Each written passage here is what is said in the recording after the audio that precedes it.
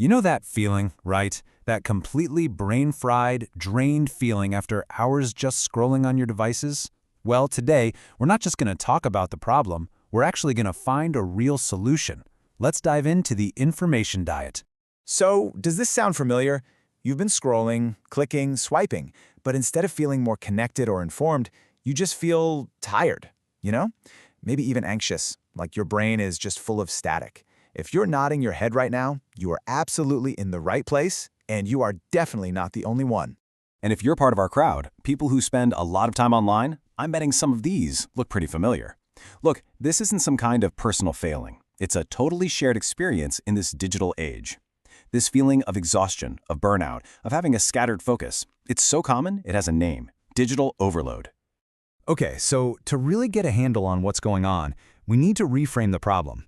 It's not just about how much information we're consuming, it's about what we're consuming. Let's start thinking of it like a diet, but for your brain.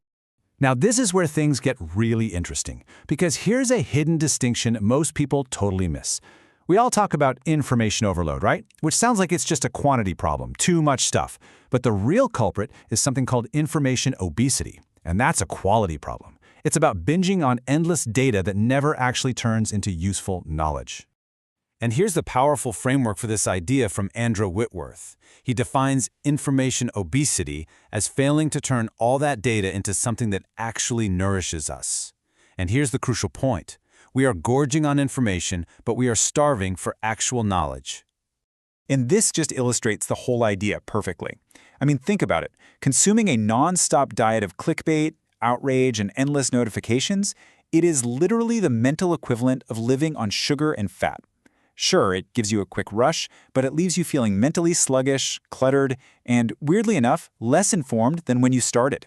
So if we're all consuming this junk information, it's fair to ask, who's serving it up? And that question brings us to the system that is specifically designed to keep us over-consuming. Well, welcome to the attention economy. Here's something almost no one talks about. Your focus, your simple ability to concentrate, is a resource. And right now, it is the most valuable and the most exploited commodity on the entire planet. Every single app, website, and platform is in a constant battle to capture and then sell your attention. And this quote, wow, it just gets right to the heart of it. The system isn't broken. No, it is working exactly as it was designed. There's a direct financial incentive to keep you distracted, to fragment your focus, to disrupt your peace of mind. Why? Because your distraction is their profit. So how do they do it? What's the playbook? Well, it's all about hacking our basic human psychology. They take our deep-seated need for social connection and they hijack it. They take our fear of missing out, or FOMO, and they weaponize it. And you know those little red notification dots? They are engineered to create a compulsive checking loop, completely shattering our ability to do any kind of deep, focused work. Okay, so we get the problem and we get the system that's driving it. Now for the most important part. How do we figure out our own personal consumption habits? It's time to diagnose your digital diet. Let's circle back to that food metaphor, because it's so incredibly useful. In his book, The Information Diet, Clay Johnson asks this brilliant question. What if we treated information like we treat food?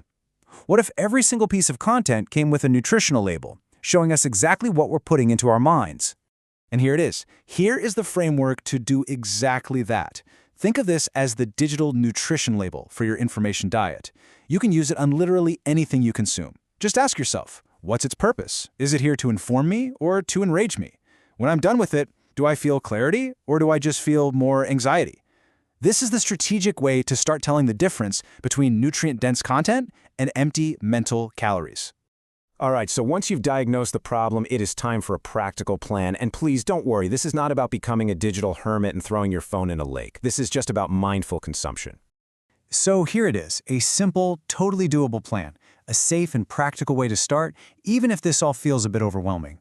Let's look at the why behind each step. First, prune your notifications. Turn off everything that's not essential. Why? Because every ping is a context switch that costs your brain precious energy. Next, create just one tech-free zone, like the dinner table. Your brain needs downtime to process things. This gives it a protected space. Number 3, a digital sunset. This works because the blue light from our screens messes with melatonin, the hormone for sleep. Logging off early is a direct deposit into your sleep bank. And finally, practice mindful consumption. This is the master skill. Before opening an app, just ask, what am I looking for? This shifts you from being a passive scroller to an active seeker. See, these aren't extreme measures. They're small, strategic steps that give you back control. Now, making these changes isn't just about feeling a little less stressed out. I mean, that's great, but there's a much bigger long-term payoff here. Let's talk about the ultimate goal. The goal is to achieve what's called cognitive sovereignty. It's a really powerful concept. It sounds fancy, but all it really means is that you are the one in charge of your own attention. You decide where your focus goes, and you build resistance to the systems trying to manipulate it. Put simply, it's about owning your own mind. And when you get there, the benefits are just profound. We're talking about way less burnout, the actual capacity for deep, uninterrupted thinking, and more mental space for the things that truly matter in the real offline world. This is the incredible long-term payoff for becoming a conscious consumer of information. So I'll leave you with this one question to think about.